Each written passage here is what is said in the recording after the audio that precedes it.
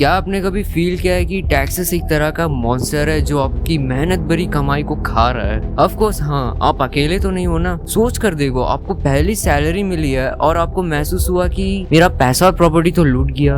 Well, it's all connected to tax system. Imagine करो, आप और आपके दोस्त को एक प्रोजेक्ट मिली है जिससे सबको बेनिफिट हो, जैसे रोड्स बनाना, हॉस्पिटल्स हो, स्कूल्स बनाना हो। रुको, आप अकेले तो सारे पैसे नहीं दोगे ना, हर कोई अपना कंट्रीब्यूशन देगा।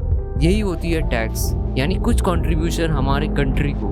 मीट रोहन, जो कि 25 साल का इंसान है जिससे अपना ड्रीम जॉब मिला और वो बहुत सुपर एक्साइटेड था। जब उसने कुछ डिडक्शन देखना शुरू किया तो wait, where did all my money go? So in India we have something called income tax slabs. मान लो कि साल में 2.5 लाख कमा रहे हो, उसके लिए तो बस 0% टैक्स ही है। अगर आप 2.5 लाख से 5 लाख कमा रहे हो तो या ऑफ कोर्स यू पे टैक्स। अब आप अपनी फेवरेट बर्गर खाना चाहते हो जो कि 120 रुपए की पड़ रही है, पर आप पे कर रहे हो 140। Yup, that's GST. It's like a tiny tax on everything you buy. चाहे आपका फेवरेट स्नैक हो, पहने हुए जूते हो, या आपकी कोई monthly groceries, you are just being charged extra. आप रेस्टोरेंट जा रहे हो, आप एक बिरयानी ऑर्डर किया, ऊपर से 18% टैक्स। 2017 में फाइनेंस मिनिस्टर अरुण जेटली ने पहली बार जीएसटी बिल को लोकसभा के सामने इंट्रोड्यूस किया, जहां बीजेपी को मेजॉरिटी था। आइडिया सिंपल है, जितने भी कंफ्यूजिंग टैक्सेस है ना, जैसे वैट हो, सर्विस टैक्स हो, सबको रिप्लेस किया जाए और एक यूनिफाइड टैक्स सिस्टम बनाया जाए।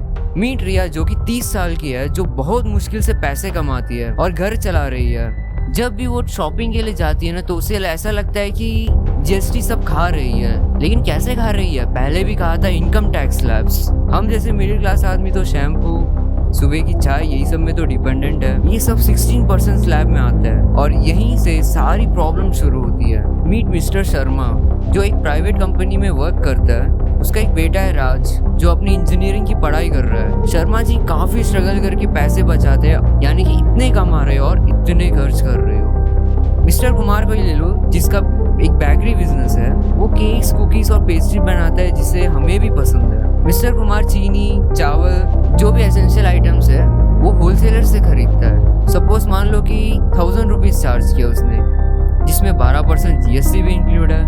अब मिस्टर कुमार 120 ऐसे टैक्स तो पे कर रहा है। मिस्टर कुमार कुकीज और गुड्स को बेचता है कस्टमर को 2000 रुपए में। यहीं पे टैक्स कैस्केडिंग की एंट्री होती है।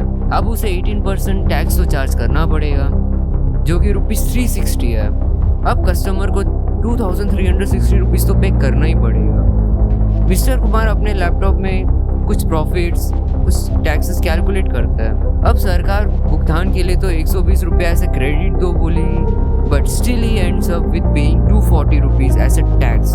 इसे ही हम बोलते हैं टैक्स कैस्केडिंग, जहाँ टैक्सेस के ऊपर टैक्स लूटा जाता है। इसलिए चीजें एकदम महंगी होती जा रही है, specially for middle class families.